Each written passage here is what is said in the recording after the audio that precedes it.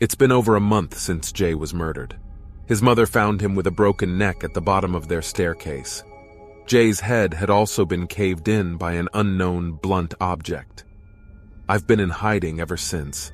After all, I'm now the primary suspect in Jay's death, even though I had nothing to do with it. Not that anyone would believe me. All I can do is wait. After graduating from law school, my friends and I decided to have one last hurrah. Jay was going to work for his family's firm after passing the bar.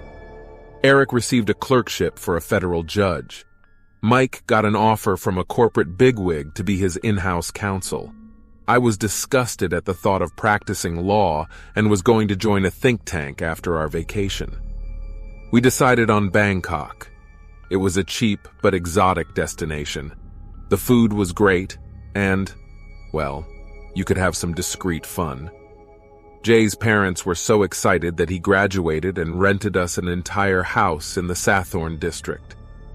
The trip was underwhelming from the start. The locals in our neighborhood were suspicious of us and eschewed any attempt at interaction with us. It didn't help that we were drunk most of the time and raised hell long into the night.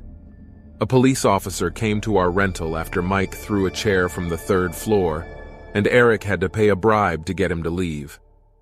Pretty soon, we burned ourselves out and became bored and grumpy. Then Jay met Bandit. Bandit, we called him Bandy, was a local high school student who couldn't have been older than 18. Bandy was tiny, even by Thai standards, and had cropped black hair and a spindly, prepubescent mustache. He was also comically bow-legged and would hop around when he got excited. Bandy spoke perfect English and soon became our liaison for debauchery. He brought liquor, weed, and girls to our house anytime we asked. He also refused any sort of payment. Hanging with his American pals was enough. When Bandy came to our house, he always entered the backyard to avoid detection. He would tap on the door 4 times and whistle like a character from Looney Tunes. Bandy loved anything America and was a more zealous patriot than his American friends. He grew up on propaganda action movies like Rocky IV and Lethal Weapon. Bandy learned English by watching those films and wanted to move to the US for college. Then he would marry an American girl and live out the rest of his days in peace and liberty. Mike joked that we could smuggle Bandy in our suitcases. We loved him that much. On our last night, we threw one final American-themed rager to show our appreciation for Bandy. This time we handled logistics and told Bandy he should come empty-handed. We waited in anticipation of his arrival. Then we heard the sign, 4 knocks, and a whistle. Bandy's eyes widened once he saw what we had planned for him. He joyfully screamed and shotgunned a beer with Mike. I don't remember much from the party. I must have passed out in my room before midnight, but I was frantically awakened by Eric. We raced toward the stairs and saw Bandy's body crumpled at the bottom. Jay was shuffling the girls we brought out the door. Mike was pacing back and forth like a maniac. I ran down to check on Bandy. He was still breathing, but his neck and head were contorted in a way that wasn't natural. His eyes darted around in a panic, slowly coming to the realization that he was paralyzed. "Well, don't just stand there!" I yelled. "Call an ambulance!" Jay came back into the living room. "Are you stupid? Adam, there's coke and weed everywhere. What are the police going to say?" Eric shook his head. "Fuck that! We need to get him some help now. I'm going to call an AMB." Before Eric could finish his sentence, Mike came in with a hammer and bashed Bandy's head. We all froze in shock. Mike, twitching from all the cocaine, took another deep breath before bringing the hammer down on Bandy again. A sickening moment of silence followed before Eric and I started screaming. "What the fuck, Mike?" I yelled. "What the fuck did you just do?" "What was I supposed to do?" Mike slurred back at me.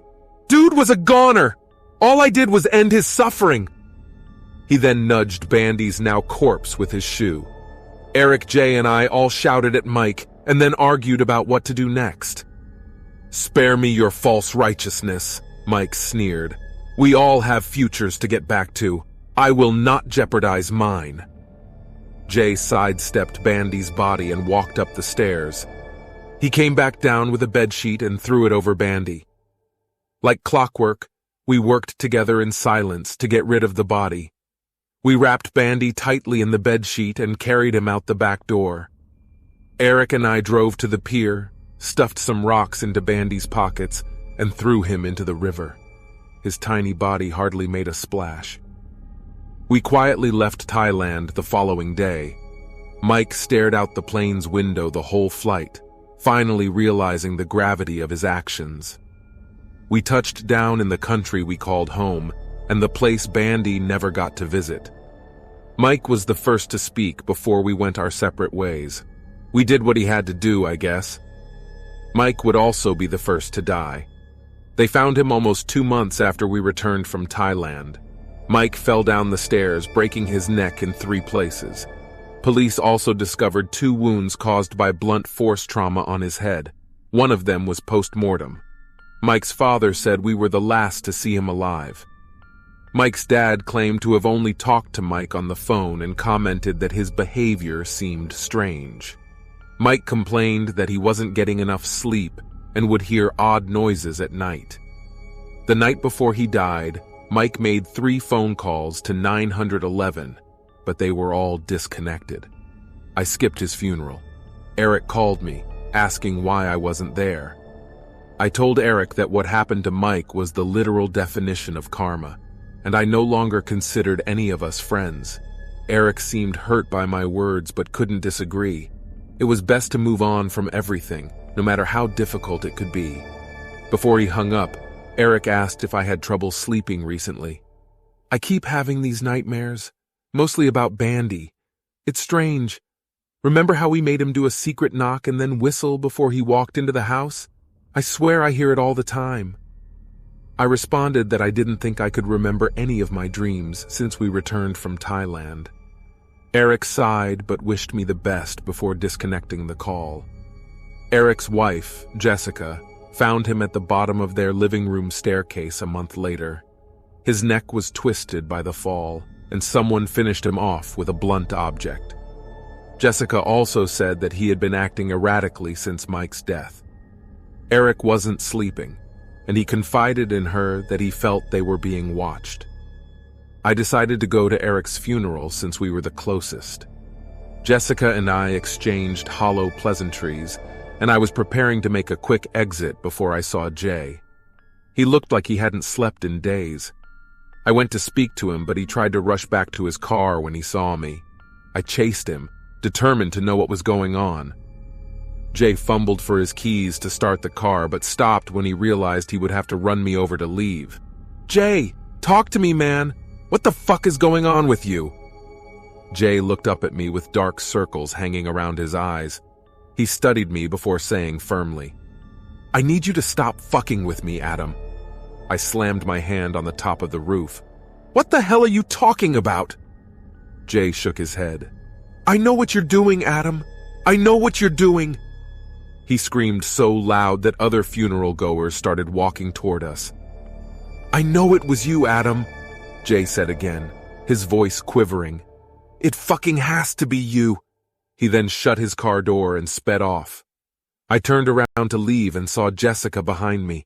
What did he mean by that, Adam? Do you know what happened to Eric? Do you? I bolted back to my car and drove home. A detective called me an hour later to ask some questions about Eric. I offered some empty platitudes and hung up the phone. I didn't know what was going on with Jay, so I tried to reach out to him, but every call went to voicemail. I didn't hear from him for another week. I woke up in the middle of the night to a missed call from him. I tried to answer back, but the line seemed disconnected.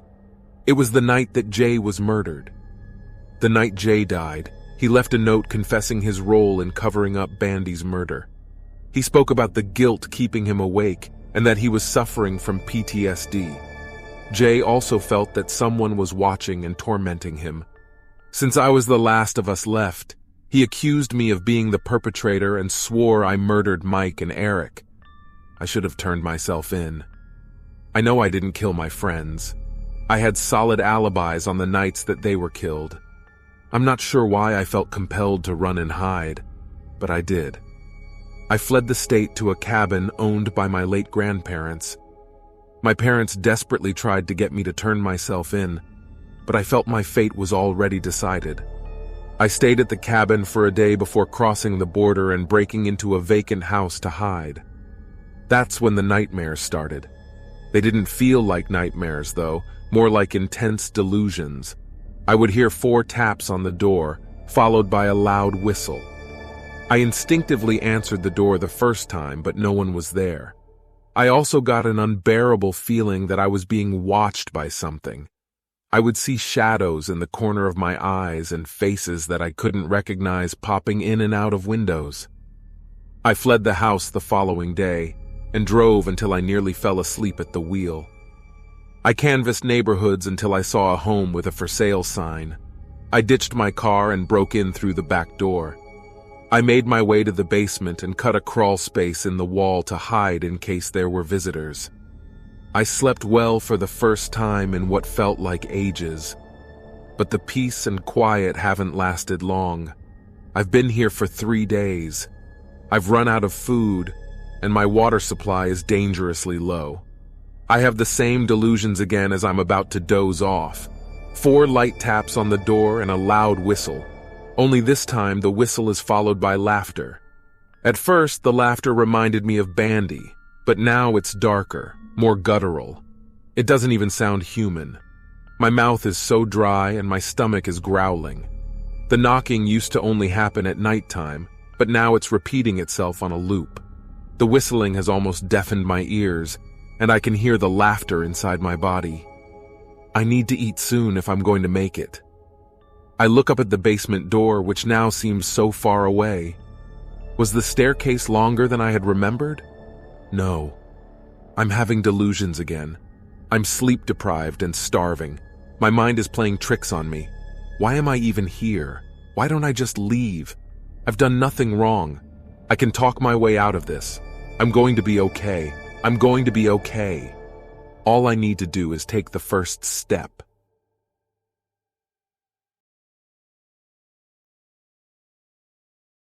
Thanks for listening. Check out the author in the description below, and feel free to check out some of my other videos.